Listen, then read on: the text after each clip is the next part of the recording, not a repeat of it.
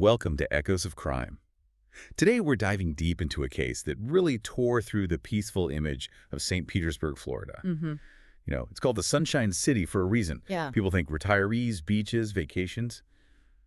Just, well, quiet. Exactly. A place you wouldn't expect this level of brutality. But that peace was just shattered. It was December 2011, only 4 days before Christmas. And it started with the 911 call. Not just any call, though. This was pure terror from the second the dispatcher picked up. No introduction, no hello. No, nothing like that. Just immediate screaming, a male voice, absolutely frantic, yelling, "They want to kill me! Help me! Help me!" Yeah, it is chilling. And then just silence. Yeah. The line went completely dead. They couldn't get a name, couldn't get an address, nothing specific. So all they had was that horrifying plea, they want to kill me, and a general location. Pretty much just a ping off a cell tower somewhere in Pinellas County. I mean, talk about a needle in a haystack. It felt huge, that search area. So initially you'd think, okay, maybe a home invasion, a sudden attack, someone caught in the wrong place, wrong time. That's what the immediate sound of it suggested, right? That raw, spontaneous fear.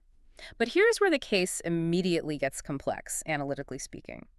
When investigators did find the victim, Landy Martinez, well, the scene told a very different story. How so? It wasn't just murder, it was brutal. There were clear signs of torture, of something prolonged. It just didn't fit a simple robbery gone wrong. So less spontaneous terror, more calculated cruelty. Precisely. It pointed towards something deeply personal, obsession, revenge. Something cold and planned beneath that initial heat of the 911 call. Okay, so that's our focus for this deep dive. We're looking at this clash, the terror versus the calculation.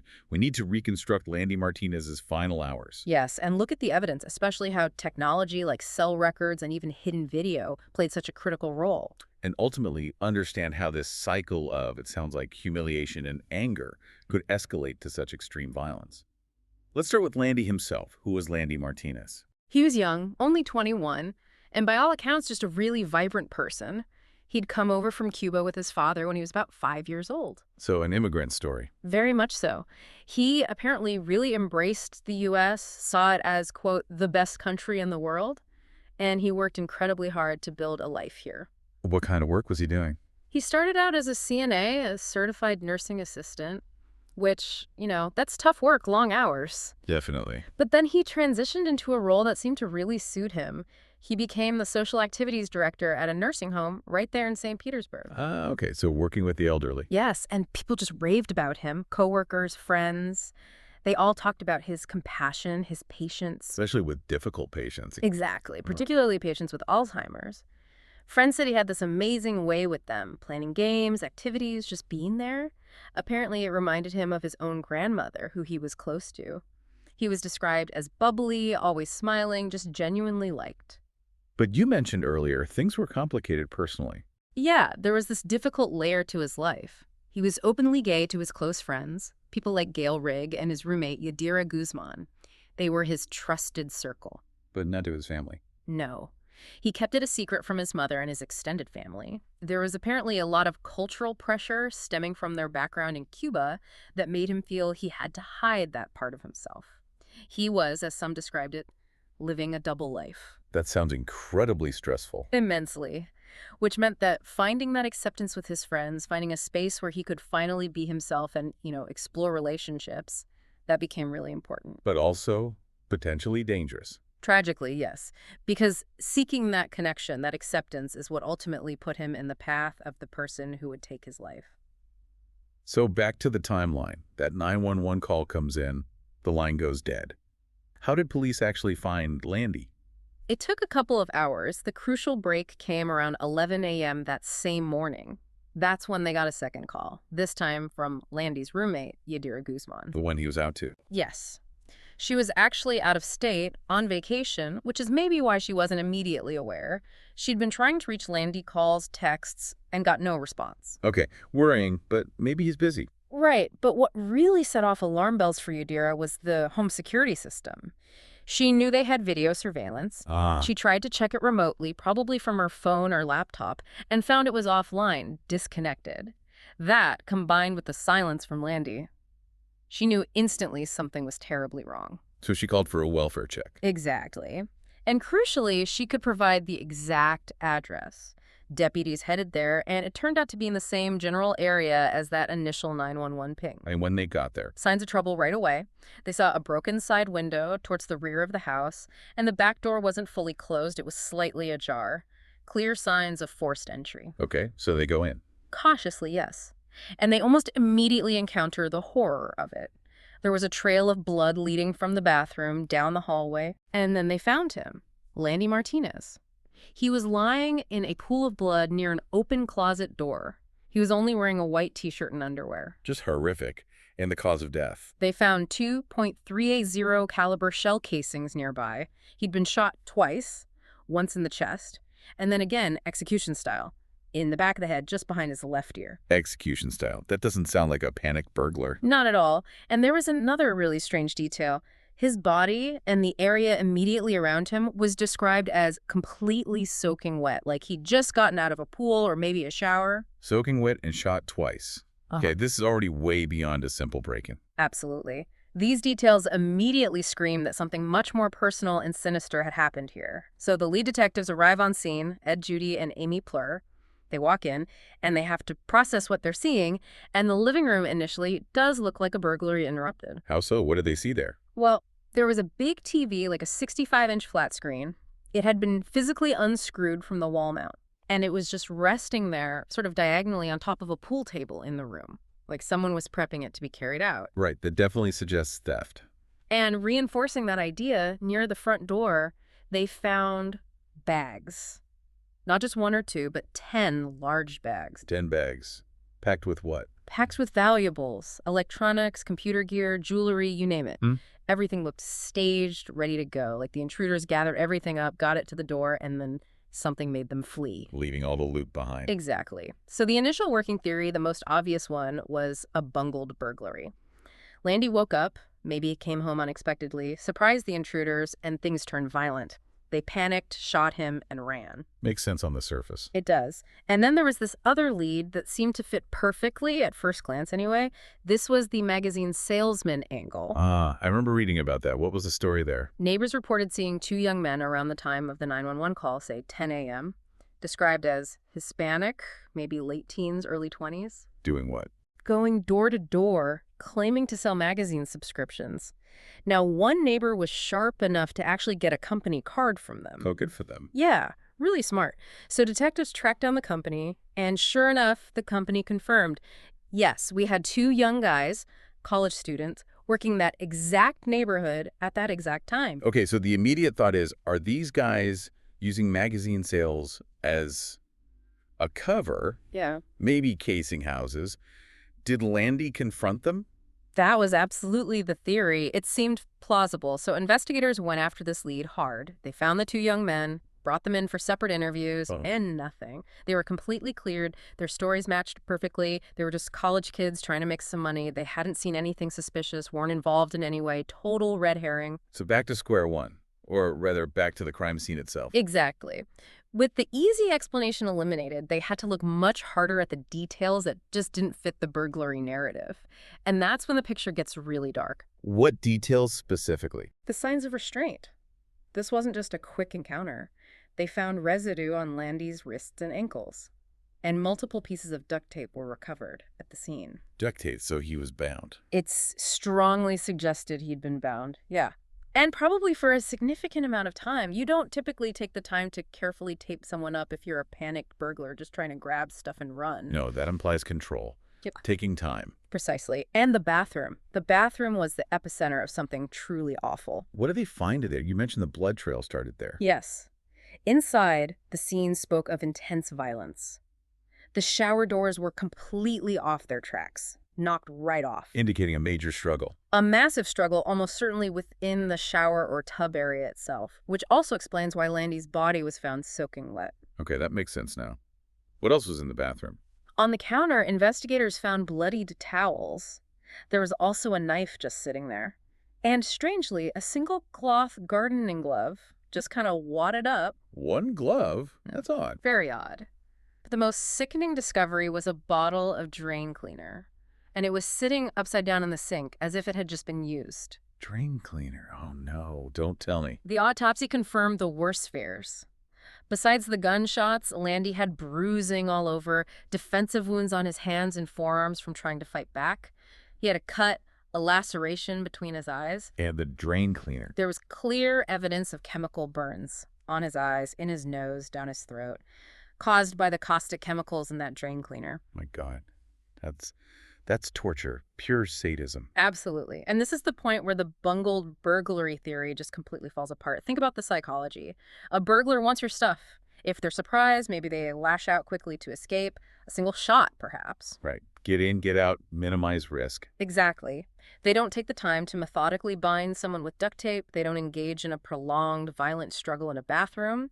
And they certainly don't stop to pour drain cleaner on their victim before finally executing them. No, this feels personal. Like the goal wasn't just theft, it was to inflict pain. Extreme pain. That's what the evidence screams. The time involved, the restraint, the specific cruelty of the chemical burns. It all points to a planned, premeditated attack driven by intense rage. This wasn't random. Landy almost certainly knew his attacker. It had to be someone motivated by revenge, not profit. Okay, so if it's personal, the focus immediately shifts to Landy's relationships. Who was close to him? Who might have had a motive? Detectives went straight back to the roomie, Yadira Guzman. Obviously, she was distraught, but she was able to provide crucial information about Landy's love life. And what did she say? She confirmed that Landy had indeed started seeing someone new fairly recently. About a month before the murder, he'd begun dating a man named Jonathan Galicia. Jonathan Galicia, the new boyfriend. Okay, he immediately becomes a person of interest. Standard procedure. Detectives reached out to Jonathan, and his very first reaction raised eyebrows. What did he do? Before they could even really start asking questions, he asked them point blank, "Do I need an attorney?" Whoa. Okay, yeah, that sets off alarm bells, as they say. Defensive much. Exactly. It immediately made investigators think, okay, we need to look very closely at this guy. Did he cooperate? Did he come in for an interview? He did, yes. He agreed to talk, and he laid out this really complicated situation involving Landy and Landy's ex-boyfriend. An ex. Okay, who was that? A man named Jose Adam. Jonathan admitted he was really falling for Landy, totally enamored, but he was also insecure. He felt jealous because Landy was still in contact with Jose. That sounds messy. Common, but messy. Very. And apparently, Landy knew Jonathan was feeling insecure about Jose, so Landy decided to do something pretty definitive to reassure him. What's that? Get this. At midnight on December 21st, so literally just hours before Landy was likely killed, Landy set up a three-way phone call. A three-way call?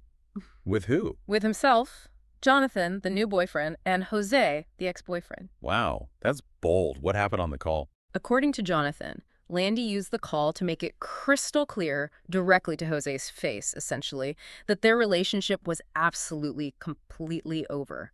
He told Jose he was happy now, moving on with Jonathan, basically drawing a very firm line in the sand. Okay, so Jonathan should have felt reassured after that, right? You think so? But then Jonathan told investigators about something that happened the next morning, the morning of the murder. Around 7 a.m., What happened? Jonathan had just finished his night shift at work. He sent Landy a text message, something simple like, "Just got off work, on my way home, I love you," normal stuff. Okay. But the reply he got back from Landy's phone was stunning. It was a complete reversal. The text said Landy wanted to break up, effective immediately. It said Jose was the real love of his life and he wanted to get back together with his ex. What? After that midnight call? That makes no sense. Exactly. And suddenly, Jonathan looks incredibly suspicious again. Did he get that text, fly into a rage thinking Landy played him, drive down there, and kill him? It puts him right back in the frame. Yeah, the timing, the sudden reversal, it's a powerful motive. Yeah. So they had to check him out thoroughly. Absolutely. They needed to rule him out beyond any doubt. Jonathan was cooperative, let them check him for any injuries, bruises, signs of a struggle. He was clean. But the alibi needed to be solid, especially for that window, say, 7 a.m. when the text was sent, to around 10:00 or 11 a.m. covering the 911 call. Right. And his alibi hinged on his location. He told them he worked at a warehouse way up in Brooksville in Hernando County. That's a good 60 miles north of St. Petersburg. 60 miles, so definitely not close. Yeah. Could they verify he was there? This is where technology became crucial. First, simple workplace surveillance video confirmed he was physically at his job just before the murder likely occurred. But the cell phone data was the clincher. Exactly. Cell phone tower triangulation. For anyone listening who isn't familiar, your phone is always talking to multiple cell towers. By measuring the signal strength and the time it takes for the signal to reach different towers, investigators can pinpoint a phone's location much more precisely than just knowing which single tower it connected to. Okay, so they triangulated Jonathan's phone. They did, and the records were irrefutable. During that critical turn window when those breakup texts were being sent and received, and when the 911 call was made, Jonathan's phone was pinging off towers in Brooksville, 60 miles north of the crime scene. So physically impossible for him to be the killer. Physically impossible. He was definitively eliminated as a suspect. Wow. Okay, but hang on. What about those text messages then? If Jonathan didn't send them, and Landy presumably didn't send them if he was being attacked or was already dead? Exactly. That realization is chilling. It meant the killer, who they now strongly suspected was Jose Adam, must have taken Landy's phone during or after the attack. And sent the text himself. Yes. Used Landy's phone to send those cruel, calculated breakup messages to Jonathan.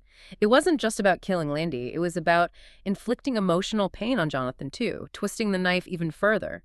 And maybe trying to frame Jonathan or at least confuse the investigation. That's incredibly malicious, using the victim's phone like that. It transforms that text message from just a piece of communication into an active part of the crime itself, a deliberate act of psychological warfare waged by the killer. Okay, so with Jonathan cleared, all eyes turned to the ex-boyfriend Jose Adam.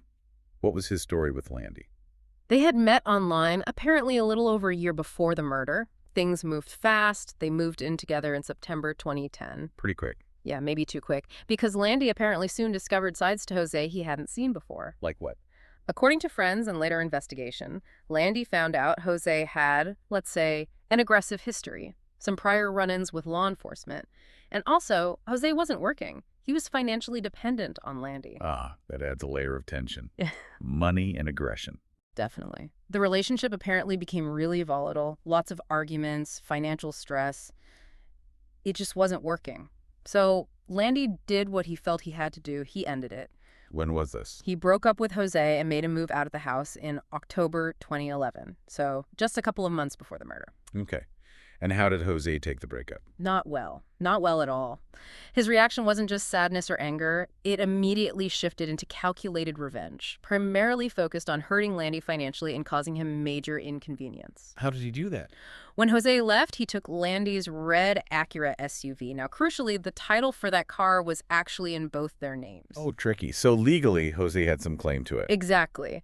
But he didn't just take the car. He drove it up to North Carolina where he had family, and from there he started weaponizing it. Weaponizing a car? How? He began intentionally driving the Acura through intersections known to have red light cameras. Oh. Over and over again. Racking up tickets. Purposely racking up red light tickets.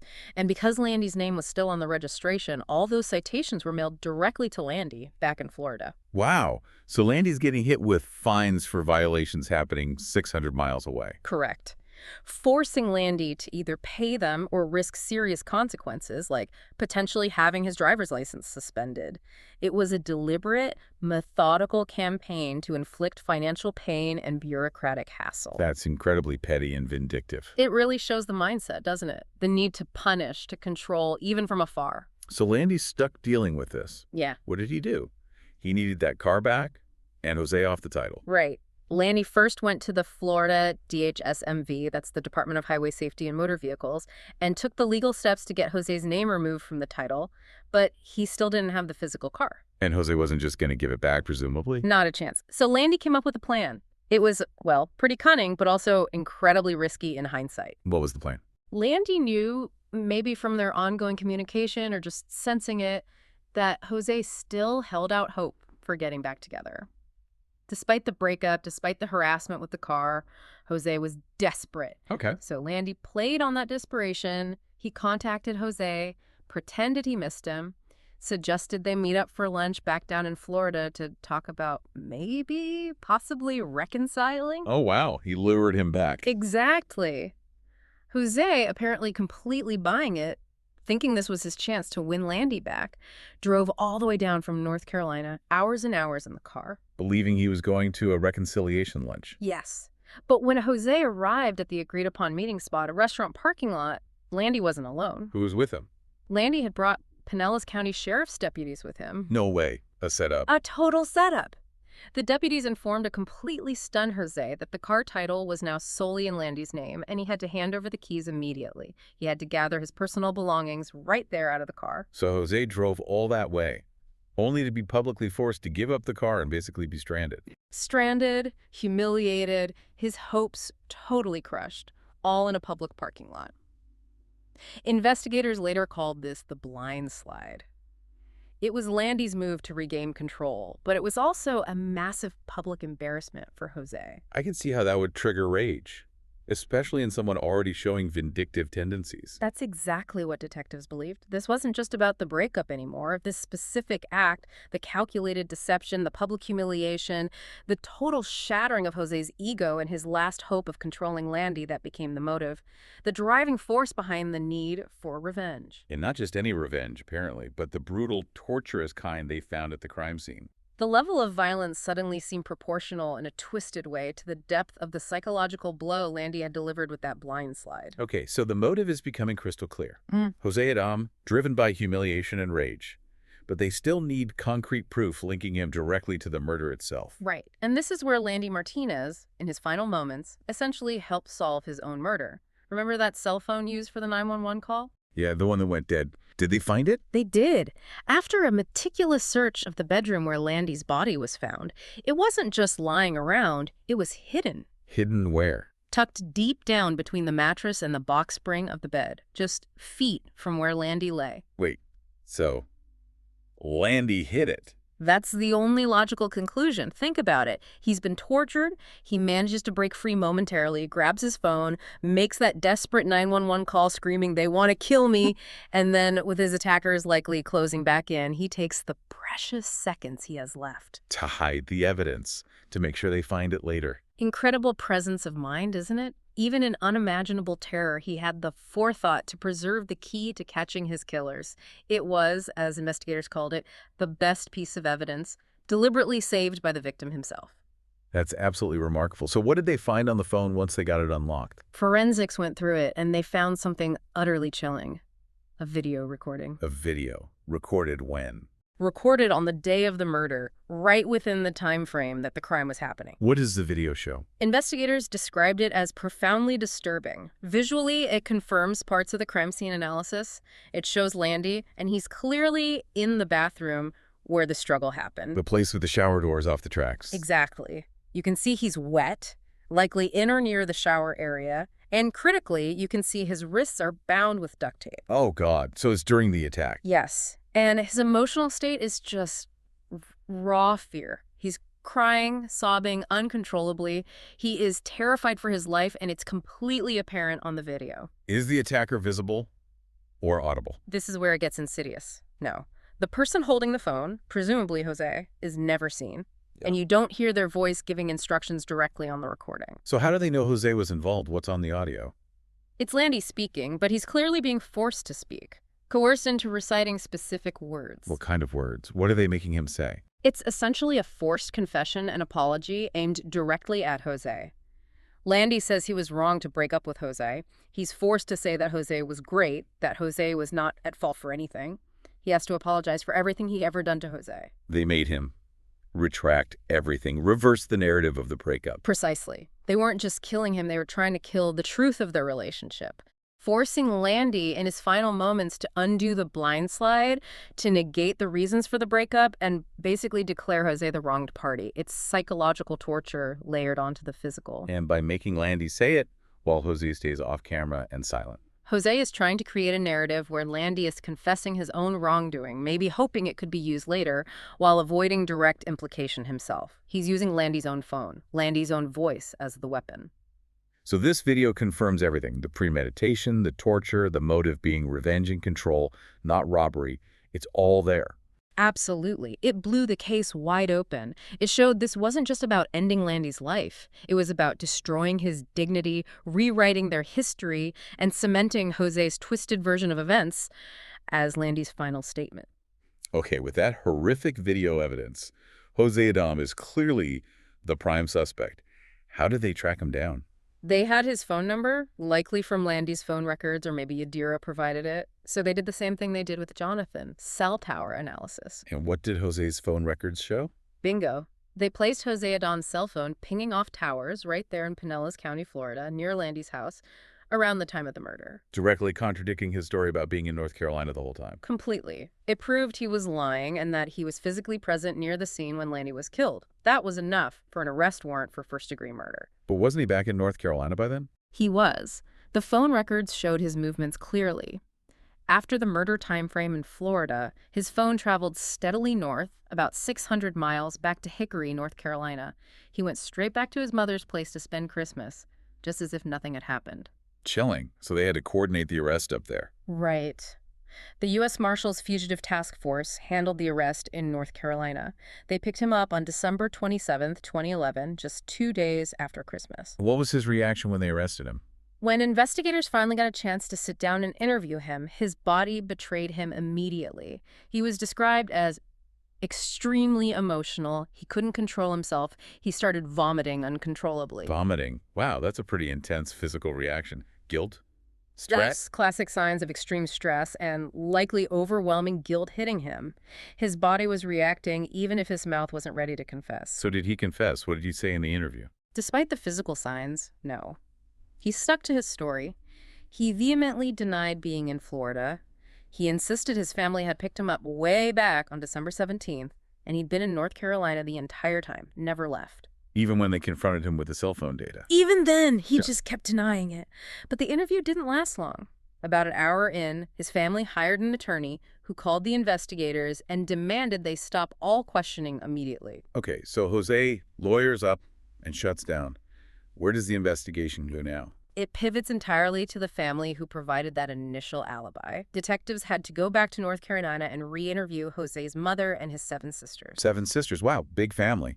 Did they maintain the story? Initially, yes. It seemed like a united front. All but one basically repeated the same story. Jose arrived on the 17th. He was here for Christmas, never left. You can imagine the family loyalty, the pressure. Yeah, closing ranks. So how did they break that? They caught a lucky break, really. As the detectives were leaving the family's mobile home after getting the same stonewalling story, they happened to run into Jose's niece, a young woman named Maria. And she talked. Under pressure, away from the direct influence of the others perhaps, she cracked, Maria told them the truth. She admitted, yes, she had driven Jose up from Florida earlier in December, but then Jose had borrowed her mother's car, a black Chevy Trailblazer, and he'd driven it back down to Florida the night right before the murder occurred. He went back. So the family knew he'd left. Maria confirmed it. He drove back down, was gone for about a day or so, and then returned to North Carolina the night after the murder. Her confession completely shattered the family's alibi. That's huge. And it gives them the vehicle involved. Exactly. With Maria's testimony, they now had probable cause to get a search warrant for that black Chevy Trailblazer. And what they found inside was the final nail in the coffin. What did they find in the car? Remember that single wadded-up cloth gardening glove found in Landy's bathroom? Yeah, the really odd detail. Inside the Trailblazer, tucked away, they found its mate. Another identical cotton cloth glove. The pair. Wow. Okay, that's a strong link. It gets stronger. They sent the glove found in the car and the glove from the crime scene for DNA analysis. The results were damning.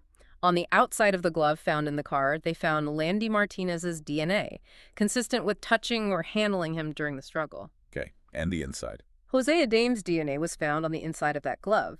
His DNA inside, Landy's DNA outside. Placing Jose's hand inside the glove that touched Landy.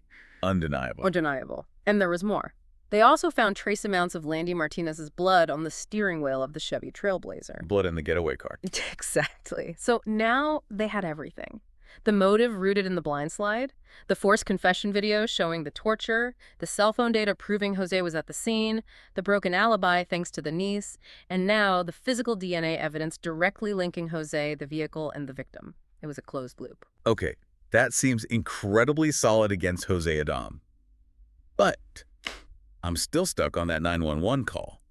Landy didn't say he wants to kill me. He screamed, "They want to kill me." Plural. You're absolutely right. That plural "they" was a nagging question for investigators throughout. If Jose was the mastermind driven by revenge, who was the they? Did they figure that out? They did, and the answer also came from the niece, Maria, the one who broke the alibi. What else did she reveal? When she admitted Jose took the Trailblazer back down to Florida, she also named who went with him. It wasn't just Jose. Who was it? It was Jose's nephew, a young man named Dylan. And get this, Dylan was only 16 years old at the time.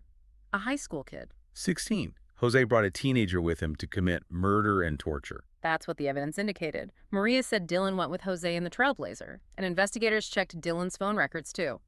Sure enough, Dylan's cell phone also pinged off towers in Pinellas County, right near Landy's house, during the exact time frame of the murder, placing him at the scene alongside Jose. So Landy was right. It was they. Jose and his teenage nephew. It paints an even darker picture, doesn't it? Jose, presumably the one consumed by rage, recruits his young nephew to help carry out this horrific plan, the forced entry, maybe helping restrain Landy, maybe helping stage the robbery scene. It's just awful. Yeah. What happened to Dylan? Was he arrested too? And here's where the story takes a frustrating turn, legally speaking. Before investigators could build a strong enough case to formally charge Dylan, who was a minor, he fled. Fled where? He escaped to Mexico, outside of U.S. jurisdiction. So he got away. Essentially, yes. The state attorney's office looked at the situation. They had overwhelming evidence against the primary adult perpetrator, Jose, the one clearly driving the motive and the torture. Building a case against a minor accomplice who had fled the country would be incredibly difficult and resource-intensive. So they made a strategic choice. They made a pragmatic, though undoubtedly difficult choice. Focus all prosecutorial resources on securing the conviction against Jose Adam. It meant Dylan, the second person Landy screamed about, remain free. That must have been incredibly frustrating for the detectives who worked the case. Yeah. Knowing someone else involved just walked away. Extremely frustrating is how they described it. It's a stark reminder that justice isn't always complete. Sometimes legal realities, jurisdictional boundaries, and resource allocation mean not everyone involved faces consequences. Right. So with all this information, the video, the phone data, the niece's confession, the DNA, knowing about Dylan, they could finally piece together the exact sequence of events, couldn't they? Yes, they could reconstruct Landy's final terrible hours with a high degree of certainty. Walk us through that timeline. Okay, it starts late on Tuesday, December 20th. Around 11:30 p.m., Landy gets home from work. Then the three-way call. Then at midnight, he initiates that fateful three-way call with Jonathan and Jose, definitively ending things with Jose. This seems to be the final trigger for Jose. So Jose and Dylan drive straight down. Immediately after that call, it appears Jose and Dylan get in the black Chevy Trailblazer and drive all night from North Carolina down to St. Petersburg. Arriving when? They likely arrive sometime in the early morning, probably between 7:00 and 7:30 a.m. on Wednesday, December 21st. They force their way into Landy's house, maybe using a pry tool on the door, breaking that side window. Once inside, they overpower Landy, secure him with the duct tape, and the torture begins in the bathroom, including the use of the drain cleaner. In the video. Then Jose forces Landy, at phone point, essentially, to record that coerced apology video. After that, Jose uses Landy's phone again to send the malicious breakup text to Jonathan. Destroying Landy's relationship, even as he's torturing him. Exactly. But then Landy somehow finds an opportunity. He escapes his bindings, at least partially. This is around 9:40 a.m. And makes the 911 call. Grabs his phone, dials 911, screams, "They want to kill me," into the phone, and then has the presence of mind to hide the phone under the mattress. Before they catch him again. Presumably, yes. Yeah. Shortly after that call, Jose and Dylan must have recaptured him, likely in the bedroom near where the phone was hidden, and that's when Jose shoots him twice with the .380 handgun. Ending his life. And the staged robbery. that was their final act. After the murder, they quickly start gathering valuables, piling them in those 10 bags near the front door, trying to make it look like a robbery gone wrong. But they must have panicked. Why panic then? Probably because they knew Landy made that 911 call. They had no idea if police were already on the way, so they cut their losses, abandoned the staged loot, and fled the scene in the Trailblazer, heading back north. Just an absolutely horrific sequence of events, meticulously pieced together. What was the final outcome for Jose Adam in court? The trial took place, and the evidence was, as you can imagine, overwhelming. In July 2016, Jose Adam was found guilty of first-degree murder. First degree, so premeditated. Exactly. The prosecution successfully argued this wasn't some heat-of-the-moment crime of passion. It was, in their words, cold, calculated, and diabolical, driven entirely by the rage and humiliation from the breakup, specifically the blindside incident. And the sentence? Life in prison, no possibility of parole. A measure of justice, at least for the main perpetrator. Yes. It's a chilling case, isn't it? It really underscores how something like love, when it twists into obsession and control, can fuel just unimaginable violence. Landy was so young, just starting to embrace who he was. And that very act of finding himself, of seeking connection, led him into this relationship that ultimately destroyed him. It's tragic, but the case also highlights the incredible power of forensic work. And Landy's own contribution. Hiding that phone. That final act of defiance, of ensuring the truth could be found, it was crucial. Without that phone, without that video, proving the premeditation and the torture would have been much, much harder. But as you said, there's still that lingering sense of incompleteness because Dylan, the nephew, the other person Landy cried out about, remains free. Exactly. It leaves this void, this reminder that the legal system, for all its power, sometimes can't reach everyone involved. Justice isn't always perfectly balanced. It really makes you think about control, doesn't it? Landy tried to regain control of his life, his property, with that risky blindside plan. He did. He used a ruse to assert his independence. And Jose's response was the ultimate horrific assertion of control. Not just ending Landy's life, but trying to control his final words, his narrative, his memory, forcing that apology. It's deeply disturbing. It wasn't enough to kill. He had to dominate the victim's very essence, even in death. So maybe the final thought for you, our listeners, to reflect on is this. What does it reveal about the darker side of human nature when the most extreme violence isn't born from sudden rage, but from meticulous, cold planning?